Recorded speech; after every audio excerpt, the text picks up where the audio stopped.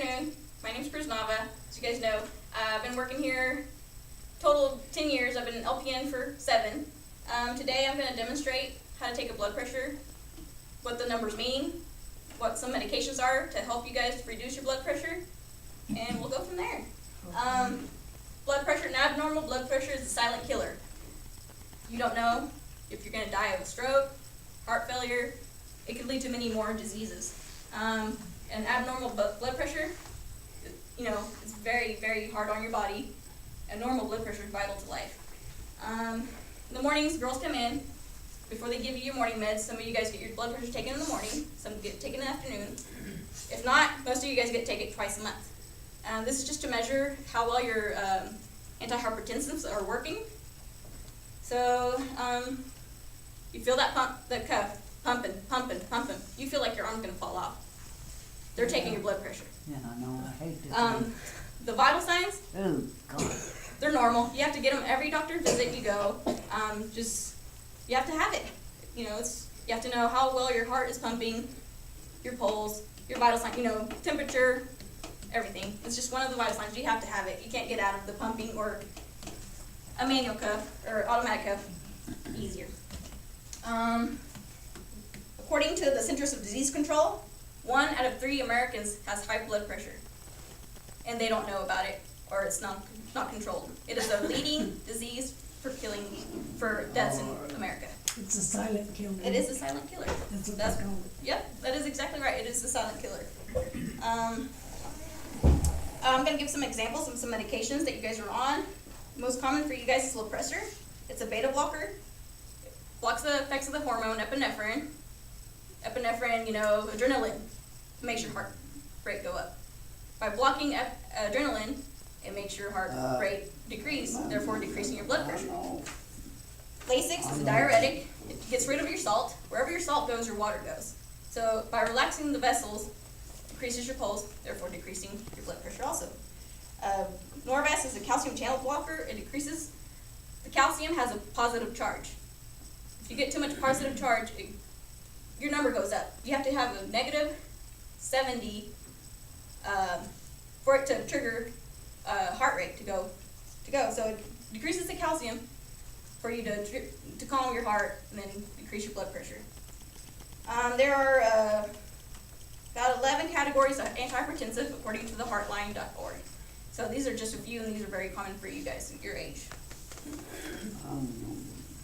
Blood pressure measures the amount of pressure in the arteries during contraction of the heart and pressure in the heart between breaks. The top number, usually 120, it refers to the normal pressure of the person above the age of 20.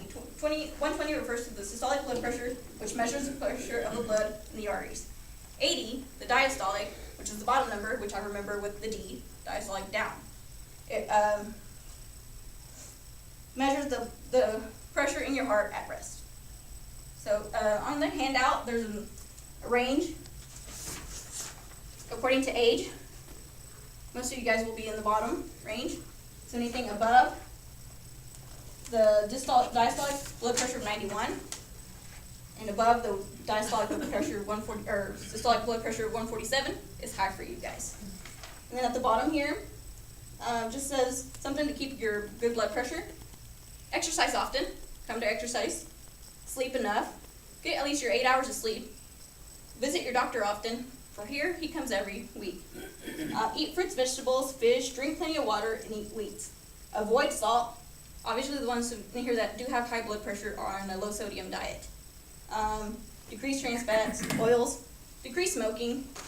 Sweets and caffeine. Decrease those.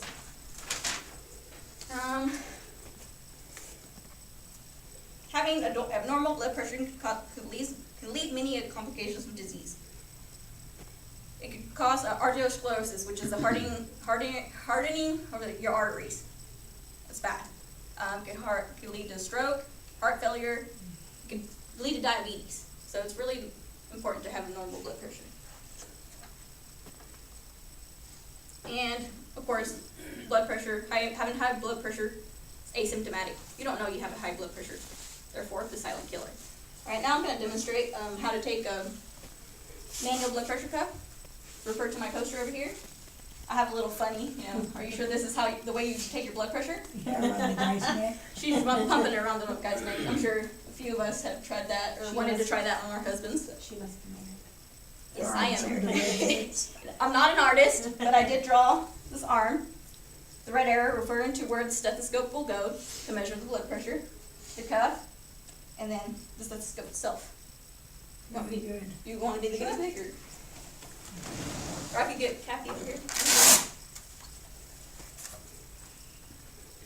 Okay, position supplied sitting or standing. She's seated. Your arm should be flexed. Over here, let me try this arm. Flex your arm. Show us your muscle. I don't want to scare you. Okay, and then you can scoot back, and then we'll have you flex your arm there. Stethoscope.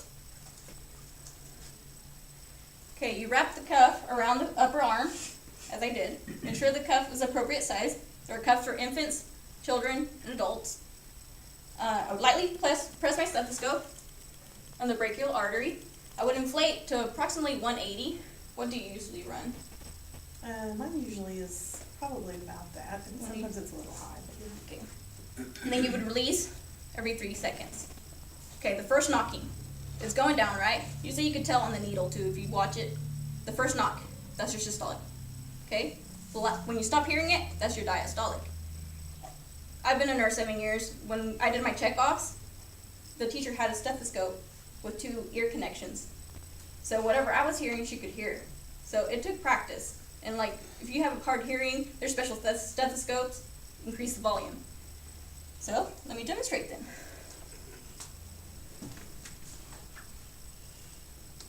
Oh, you done.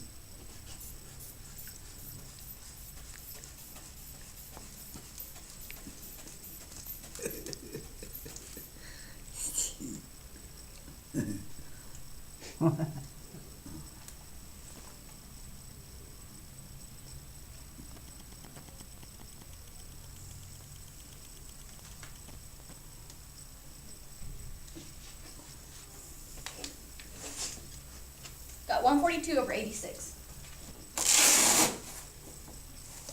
Did you feel like your arm was going to fall off? Yes, every time. These are automatic. These are easier for people that are at home and obviously can't pump it themselves and try to sit there and listen or don't have anybody around. These, you usually buy them in Walmart, Walgreens, pharmacy. They demonstrate. Usually they have a picture of how to do it. And they usually try to keep it at the heart level also. I think these are more appropriate, more convenient, obviously mobile. Some of them are very accurate, some are not.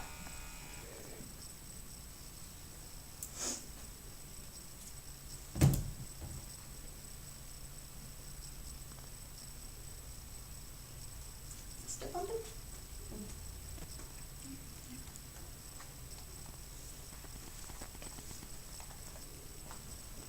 Any questions while we're waiting?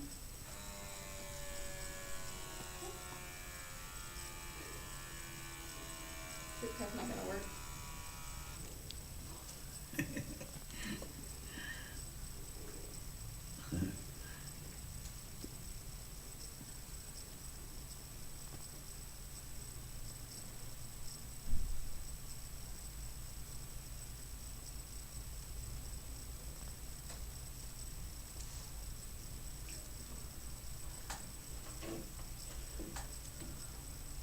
Still going.